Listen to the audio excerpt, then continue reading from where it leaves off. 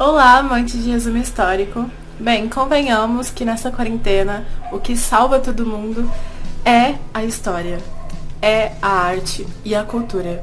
Então hoje, para dar um gostinho mais para quem curte designer, para quem curte a arte em si e toda a sua história, a gente vai falar um pouco sobre a Bauhaus. Prazer, meu nome é Tamara Ribeiro e eu sou acadêmica no curso de Arquitetura e Urbanismo pela Unigran. Então vamos pro vídeo. Algumas peças produzidas na Bauhaus são muito celebradas até hoje, e a escola influenciou e influencia designers, arquitetos e artistas no mundo todo. Antes de começar a falar sobre a escola, em 1909, como estavam as coisas no mundo? Na Europa, no século XIX, passou por várias mudanças na estrutura social, por conta do aumento populacional, fazendo com que as construções e os deslocamentos no espaço precisassem ser pensados. E, ao mesmo tempo, a classe operária vivia em condições precárias de trabalho com o sistema produtivo da indústria. O inglês William Morris é um dos opositores a esse sistema e ele funda o movimento Art and Craft, que defendia o artesanato criativo como alternativa à mecanização e produção em massa.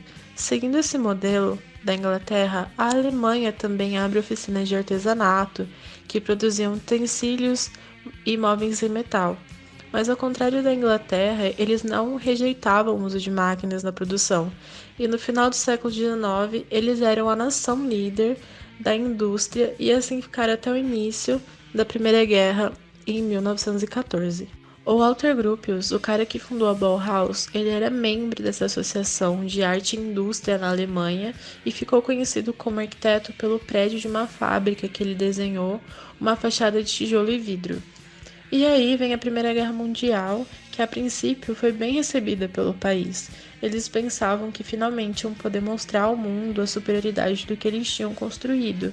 Até que, em 1916, os artistas e arquitetos começaram a se manifestar, falando que estava tudo errado, que aonde que eles estavam com a cabeça pensando dessa forma e que estava todo mundo viajando. Daí, em 12 de abril de 1909, o Gropius era diretor da Escola Grand-Ducal de Artes e da Escola de Artes e Ofícios, e ele propõe restaurar a instituição usando ideias modernas e chamá-la de Bauhaus. E no Manifesto Bauhaus ele disse: "Vamos juntos criar as novas construções do futuro, que serão tudo em uma forma: arquitetura, escultura e pintura." O programa de aulas colocava as atividades manuais como base para a educação de artes.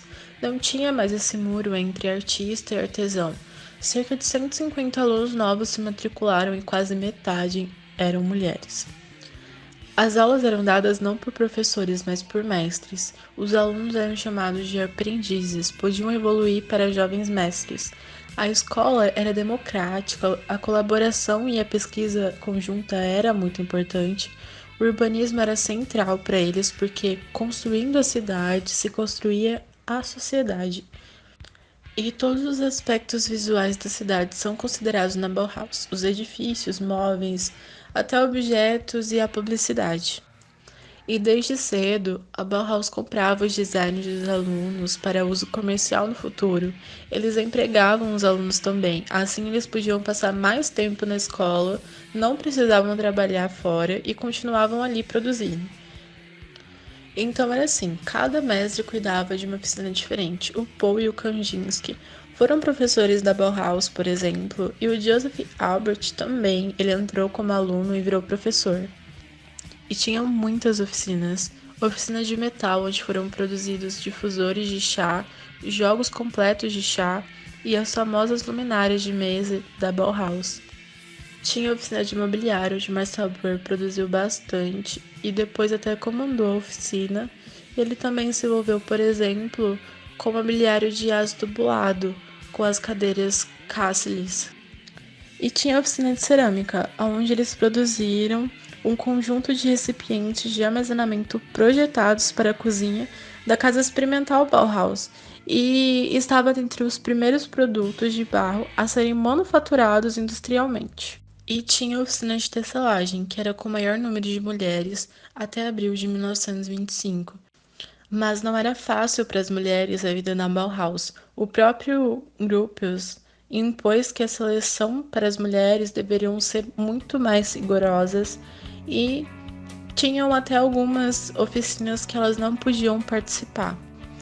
Algumas das poucas mulheres que conseguiram superar esses obstáculos e produziram bastante na Bauhaus foram Gunther Stones. O trabalho da Gunther, que consistia em murais abstratos, mostrava a diversidade da expressão e experimentação dela com a tecelagem. E apesar da disciplina não ter sido uma escolha natural dela, ela veio a se tornar professora da tecelagem e da costura. E a Gunther conseguiu levar os limites da trama para um outro nível de design e de estética.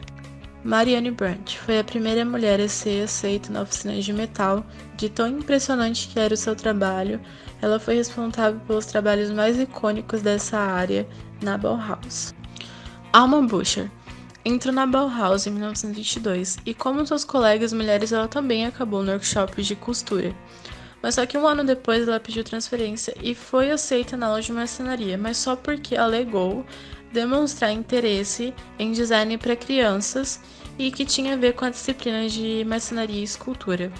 Os primeiros trabalhos de Bucher foram brinquedos coloridos feitos de madeira, criados para venda e o que se tornaram um sucesso e foram extremamente rentáveis para a escola, talvez o primeiro Lego da história.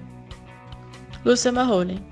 Uma das melhores maneiras de ver o trabalho de todas as mulheres citadas acima, assim como dos homens da Bauhaus, é através da fotografia de Lucia Mahoney.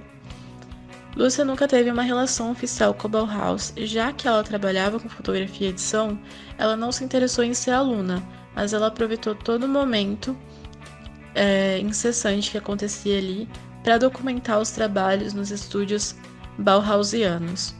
Foi uma das primeiras pessoas a inaugurar a fotografia de arquitetura e ambientes, mudando totalmente a perspectiva de como as coisas eram registradas. E tinha a oficina de teatro, que era sem igual, não tinha nenhuma outra escola. Oscar Schlemmer cuidava da oficina de teatro e ele fez com os alunos o balé triártico. O balé triártico não era propriamente um balé, mas uma combinação de figurino, dança, pantomima e música. Era uma dança com 3 partes, com 3 sequências, que iam de um clima mais de brincadeira para o mais sério. E no meio do caminho tinham 12 bailarinos que faziam uma sequência amarela, depois uma rosa e depois uma preta. Oscar Schlemmer desenvolveu uma série de danças da Bauhaus que incluíam a dança-espaço, a forma, o gesto, a haste, o aro, a dança da sociedade mascarada e a dança das mulheres. Eles até acabaram fazendo uma turnê de sucesso em 1929 no Teatro da Bauhaus. E o veículo da expressão não era o corpo, mas o figurino que o corpo se adaptava. E outros espetáculos foram contados pelos próprios alunos, como o cavalo é mecânico, e sempre tinha festas na Bauhaus, tinha noite literária, tinha a festa da lanterna, tinha a festa de Natal, a festa do solstício. Daí, em 1925, o Partido Conservador de Direito foi eleito e cortou os fundos da Bauhaus que eles consideravam bolchevique comunista, e a escola fechou. Só que a Bauhaus estava muito famosa e outras cidades começaram a oferecer abrigo para a Bauhaus acontecer, e Dessau foi a cidade que fez uma oferta mais substanciosa. Os professores toparam se mudar e eles foram para lá, e o prédio da Bauhaus em Dessau foi projetado pelo Gropius e é um dos mais emblemáticos do século XX. O prédio era um complexo dividido em 3 partes: a área das oficinas, com as paredes de vidro, a área da Escola de Artes e Ofício e a área do administrativo, que ligava essas 2 outras. A decoração do prédio foi toda feita na oficina da Bauhaus, e a casa onde os mestres moravam também era um complexo bauhausiano.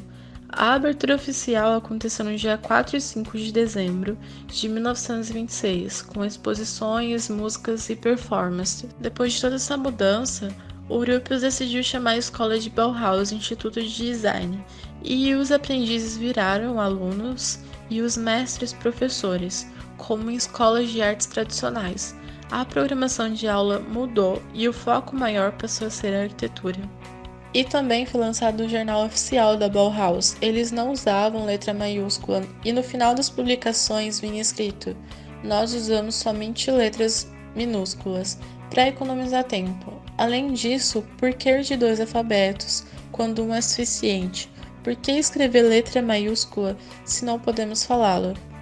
Mas em 1928, o grupo se demite da Bauhaus e ele diz que agora que a Bauhaus estava estabelecida, ele queria se dedicar mais à construção e todo mundo ficou muito chocado com isso.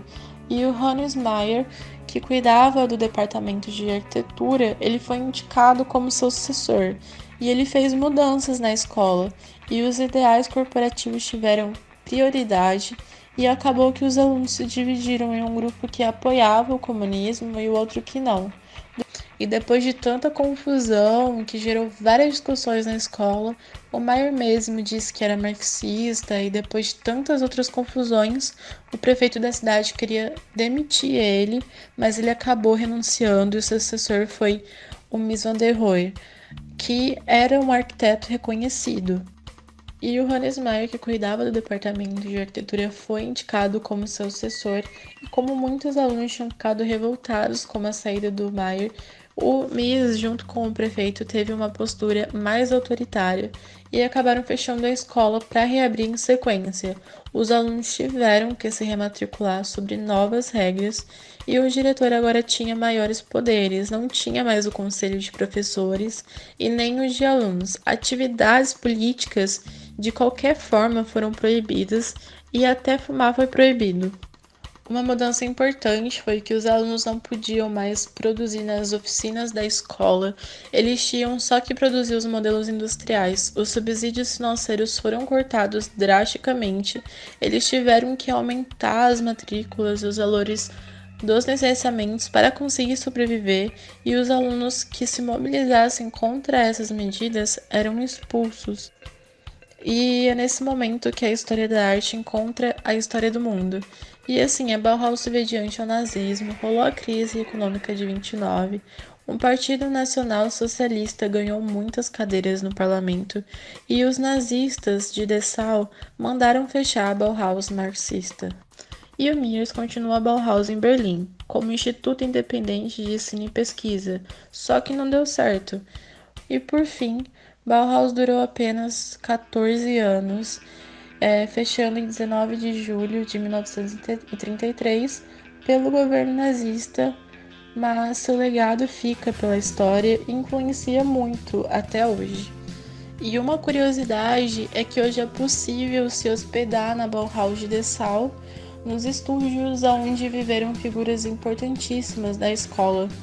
Falando um pouco sobre os alunos, de como a Bauhaus incentivava eles a enxergar o mundo de uma maneira completamente nova, eles criavam pontos entre a belas artes e as artes aplicadas, fazendo com que linhas funcionais dos objetos produzidos na escola contrastassem com o excesso de ornamentação da época. E assim eles criaram uma nova era no mundo do design, com linhas simples, geometria minimalista, cores primárias e nada de excesso.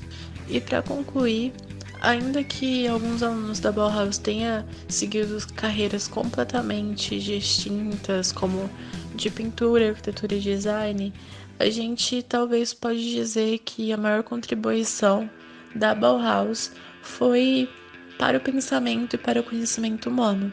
E destacando algumas obras que a gente tem atuais, que trazem os traços da modernidade e da Bauhaus, estão o MASP da Lina Bombardi, a Casa de Vidro do Miers e a Vila Savoye do Le Corbusier e muitas outras, desde obras residenciais até grandes obras como essas citadas. A Bauhaus está presente. Oi, gente, só pra dar uma dentro mesmo, eu tô aparecendo aqui no finalzinho, mas é pra falar sobre a trilha sonora do vídeo. Foi composta por músicas de uma banda chamada Bauhaus, e sim, a influência da escola existiu e existe nesse nome, então tem toda uma liberdade de expressão envolvida nessa banda, toda uma trajetória também. E ela surgiu bem no final do rock punk. Então tem toda essa influência por trás, toda essa questão de liberdade de expressão mesmo. Então, pra quem curte, é uma boa banda pra se apreciar.